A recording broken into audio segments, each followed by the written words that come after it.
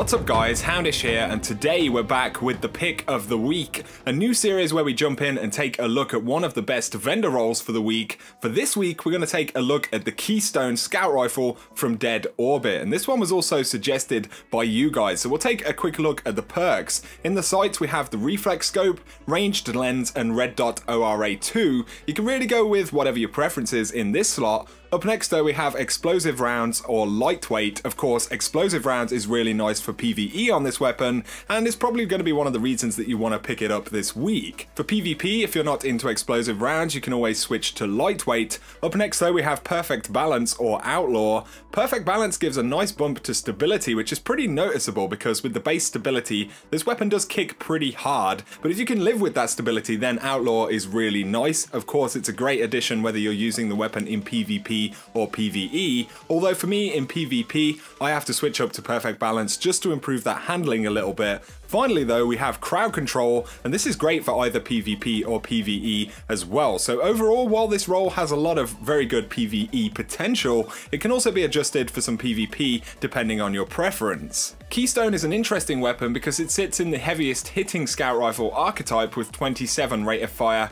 and 61 impact, and you don't come across a ton of these scout rifles in this archetype which have, you know, the standout PvE perks like explosive rounds or crowd control, so it's a bit of a different experience when compared to anything in the 37 rate of fire archetype where you have weapons like the Burning Eye, which also has explosive rounds. Naturally, the Keystone hits very hard because of its impact class, but combining explosive rounds and crowd control on top of this, you're going to see some really good damage across the board. This is a long-range scout rifle though, so you need to play with that in mind. In medium or especially close ranges, the lower rate of fire may feel a little bit more jarring because you're more likely to be under fire and things like that, but if you keep your distance, you'll really feel the benefit of the increased impact, which can help take down tankier, mid or higher tier enemies a little bit quicker. For me though, this type of weapon excels in PvE encounters where you firstly have some range, but also when you know the spawn positions and groupings of enemies, especially in raid encounters. There are a few raid encounters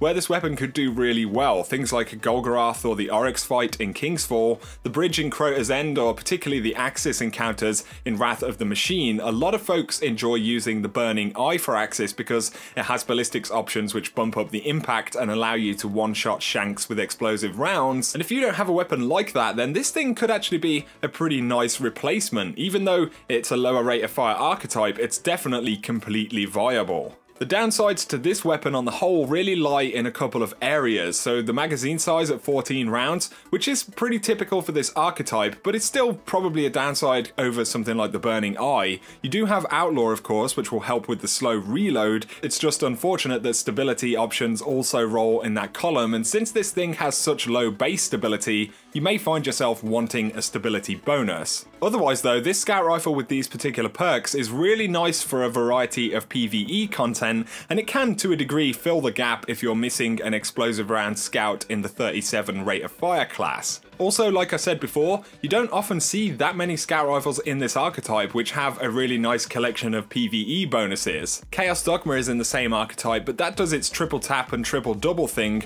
which can do a lot of damage to bosses. Keystone, however, is essentially the version of this weapon which is much better for all-around use as opposed to being very situational. Another bonus for this weapon is that with this particular role, it can also be a decent PvP scout in this archetype. I personally switch explosive rounds for lightweight in PvP, but that's completely your preference. Some people do enjoy explosive rounds in PvP, and with this being a low rate of fire weapon, the bonus flinch explosive rounds cause can help a little bit in closer range engagements against, say, pulse rifles and things like that. For long range engagements though, I prefer not to have explosive rounds. I also opt for perfect balance, which puts the stability in a pretty good spot for PvP. Crowd control, of course, can be pretty fun bonus. It'll help you just a little bit against multiple targets and things like that. And while there are absolutely better weapons in this class for PvP, it's not bad considering it has a really nice mix of PvE bonuses as well. So those are my thoughts on the Keystone Scout Rifle available this week, guys. It's an interesting one. It's got some great perks, it's not a bad scout rifle at all, and it's certainly one of the best in the tower that you can pick up this week. So anyway guys, I hope you have enjoyed the video as always. Let me know in the comments if you've tried this thing out or any other weapons you've picked up this week. If you did enjoy the video, a like as always is appreciated, and if you're new to the channel, feel free to hit subscribe if you want to see a lot more Destiny content.